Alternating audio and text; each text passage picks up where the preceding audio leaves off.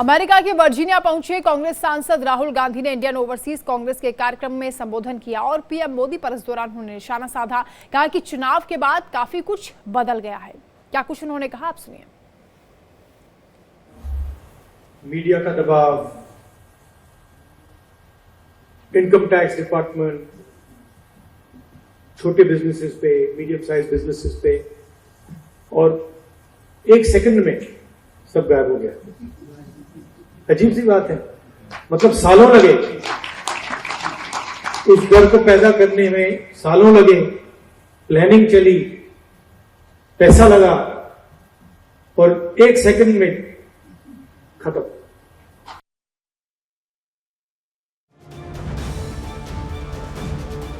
ये लगता है चाइना के पैसे पर पलते हैं।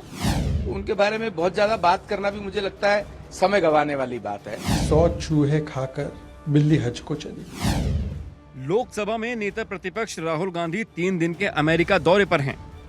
टेक्सास में राहुल गांधी ने एक कार्यक्रम में आरएसएस, बीजेपी और भारत में बेरोजगारी समेत तमाम मुद्दों पर बयान दिया। उन्होंने कहा कि आरएसएस, बीजेपी और प्रधानमंत्री मोदी संविधान पर हमला कर रहे हैं कि देश की जनता जान चुकी है। राहुल गांधी के बयानों पर देश में सियासी संग्राम छिड़ गया है। बीजेपी नेताओं ने मोर्चा खोल रखा है। केंद्रीय मंत्री गिरिराज सिंह ने कहा है कि राहुल गांधी भारत को बदनाम करने के लिए ही विदेश जाते हैं। वो कभी आरएसएस को नहीं समझ पाएंगे।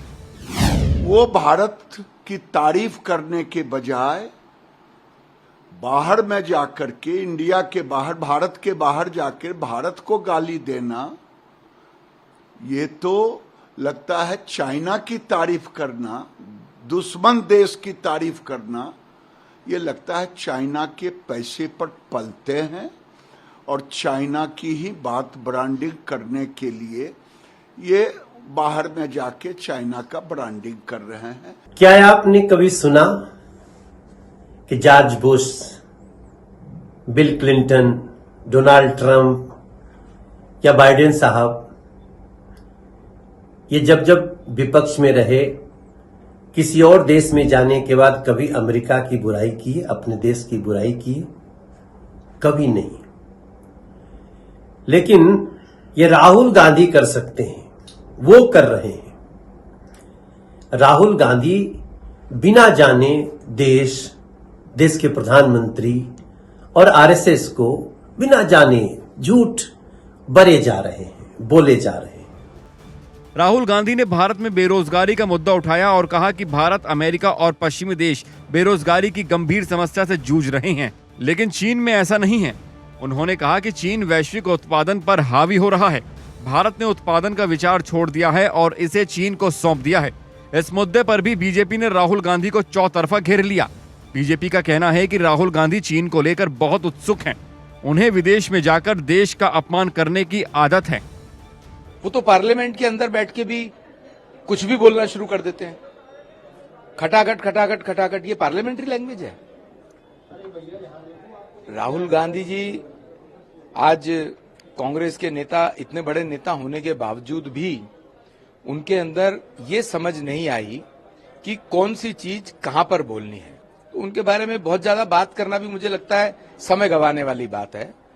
वो क्या बोलते हैं, उनकी मानसिकता है, क्योंकि भारतीय संस्कृति इतनी रिच संस्कृति होने के बावजूद उनको छू भर भी नहीं गई है।